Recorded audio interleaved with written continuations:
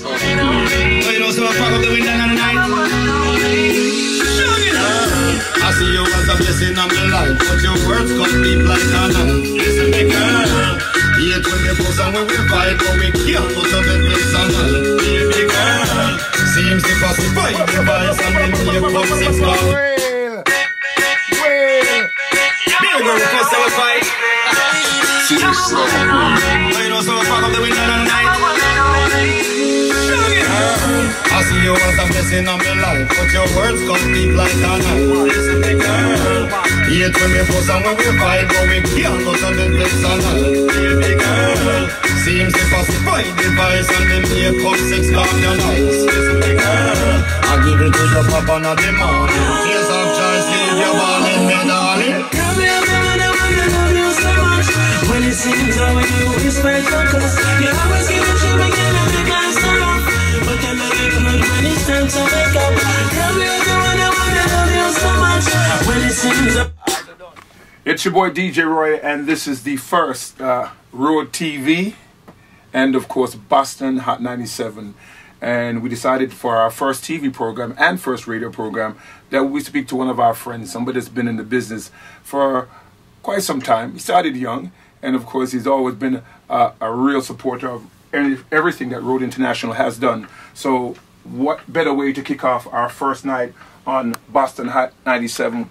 What best way to kick off Road International TV than being here inside the studios live with the legendary Grammy Award winning multi-platinum recording artist, and I use the word multi.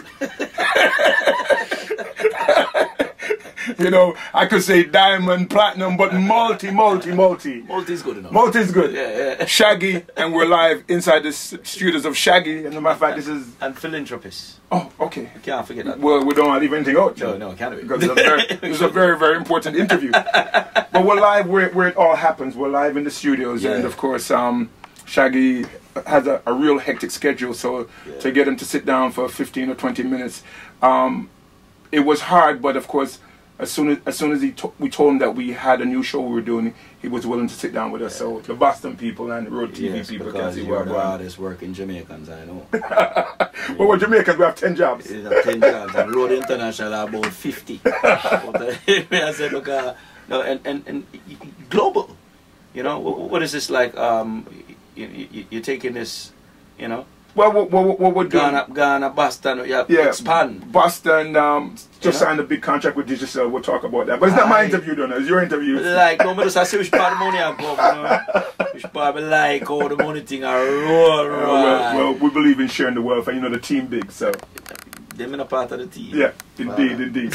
But Shaggy, for our Boston listeners, and of course those watching on Road TV for the first time, seeing Shaggy live in the studios, let's go back to where it started. And where were you born? Born in Kingston. Kingston, what part of Kingston? Born in Raytown. Raytown? Yeah. Wow. Yeah, Charlotte Street. Okay. Yeah, you remember days back in Charlotte? Young them time. And then I ended up leaving and going to. I lived everywhere, you know, from downtown. Used to live at Mountain View. Okay. You know, used to live at New Haven. Used to live at Washington Garden. Used to live at Duane Park. You're a single parent family. You know, my mother moved around enough. Okay. You know what I mean? Poor people life, you know, tenement thing. Yourself for going and work it. You know what I mean? So what brought you to America? My last place I lived was Waterford. Okay. So I never talk about Gaza, I'm the original Gaza boy. Reason? Third world of a billion. I did it. Seeing Portsmouth a cane piece. Seeing and Crab Bush. Yeah. And the septic tank was where we wait for the bus. Wow. Our Jam World, that was Crab Bush and cane piece. So my mother actually went, you know, came to the States, and then she actually sent for me. I'm being an only child, of course. Came up afterwards and landed in the Flatbush area. Okay. Which at that point we started to go places like, I went to Erasmus Hall High, you know, which was a heavy, at that point, heavy West Indian influence. Yeah. And heavy reggae influence. Started, you know, doing the circuit from Starlight Ballroom to Dynasty to Billboard, you know, the full rounds, you know. Love People, Illusion, those were our stamping grounds from back in the days. You know, at the time we had DJ sound with Red Fox, Bacha Jed, Screechy Dan, Ray Van, Super Cat, Sleepy Wonder, whole 9 yard, you know. And Jarrett, everybody. You know? What was it like though, growing up in Brooklyn at that era? Because there was a movement of DJs, yeah, and you've named most of them. What was it like? But that movement was the only movement, to be honest with you, because after that movement it just kind of faded. But we created such an impact. I remember everyone from that whole crew got major deals. Yeah. You know what I mean? You know, I was probably the most successful out of the whole lot, but we created such a movement that globally people have to stop and just notice. You know what I mean? Especially in London, places like that where we're topping charts. You know, Red Fox was signed to Electra, Screechy Dan was signed to Payday. You know what I'm saying? Myself was the Virgin at that time, and you know, so we created an energy, and of course you was there through the midst of all that and really understood what was going through as this young youth out in New York. Having fun, really. And having fun. But it was the most fun part of my life. Right. Funny, somebody asked me there when was the happiest, when was I ever the happiest? And I think that I was the happiest during those times. You know, I live at Bedford-Stuyvesant. I live on Madison Avenue, and I had a bed, a mattress that was on top of some record crate that I get from down a Sting basement. Wow. And I have a TV where I Virgin did get off a truck for me. See, I have an old Volvo with Daddy Silva, rest in peace Daddy Silva, who go buy one junkyard. And I drive one night and him see an old Maxima. Him see a Chris Maxima just get stolen. You know what I mean? Somebody stole the Maxima and scrap it. So after the Maxima was scrapped, we went and scrapped some other parts from the Maxima. So I had a Volvo with Maxima and Maxima hubcaps. Yeah. On the Volvo? On the Volvo, yeah man. And the heater work wicked by the time you turn it on. The bottom part, the bottom of the flooring, right, you could see the road on certain spots. You know, we had a couple of, so if it rained, it gets a little floody. You know. But it was a two-door car. Okay. Which you call it a coupe. You know. But myself, Sting, Red Fox, and all of us popped up it in like sardines and drove to Philip Smart every week. So it could go to Long Island that far? Yes, no. Silva was a mechanic, you know. So Silva makes sure everything's straight. Right. You know, see, the car never have an engine problem with the car. It was just an old car we buy for must be $2,000 them time, them, you know. Them time there. Maybe by the time we don't fix up, probably cost 2 Gs. You know what I mean? Now, what was it like for you then? Driving in the Volvo back in those days and turning on your radio and hearing Shaggy for the first time on the radio? If I remember my first time hearing my tune was really, you know, so it wasn't a real craziness because the person was playing my tune them time, it was Sting, and he was with David Levy at the time. So part of the family same way? Yeah, part of the family. So it wasn't like, say, we did surprise, so we tune and play. We kind of know, say, that I play it. You know what I mean? As long as Sting and David used to argue at times, because David is a calypso man still. Right. You know, and Sting want to play more reggae, so, you know, that was a little feud back and forth with them, but he got our records played, you know what I mean? And that's why, you know, to this day, I mean, I faxed about it a couple of nights ago, so no matter what, Sting, how are you? Yeah. You know what I mean? Till, you know, to this day, the whole was still a role because, you know, when we were starting out, that's the guy that supported us. Yeah. You know what I mean? And I don't think it will ever change. You know what I mean? That's just how we go out, just kind of like family at this point. Now you spent some time in the military. When was that? Was this prior to that whole Flatbush movement and, you know, you, Sting, Screechy Dan, Bacha Dread, the whole crew? It was during the Flatbush thing. I think it was like 1988. I decided to go in the military. Got out, I think, about 91 when I got out. When I got out, it was right at the time when Big Up was just starting. Okay. Because it became a massive record in 91, 92 that time. In 93 we had Old Carolina, which after that we got the deal and it becomes this massive worldwide global thing. So during the military was doing that 4 years there.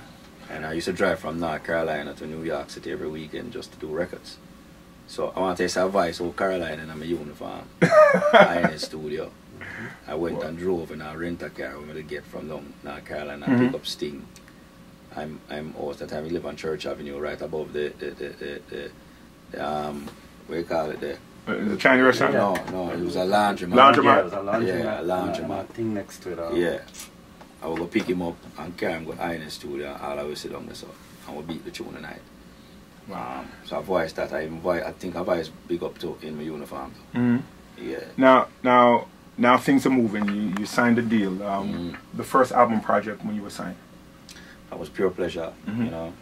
That was '93. I'm here to part type too. You know. Remember that Robert came into the game. You know. Yeah.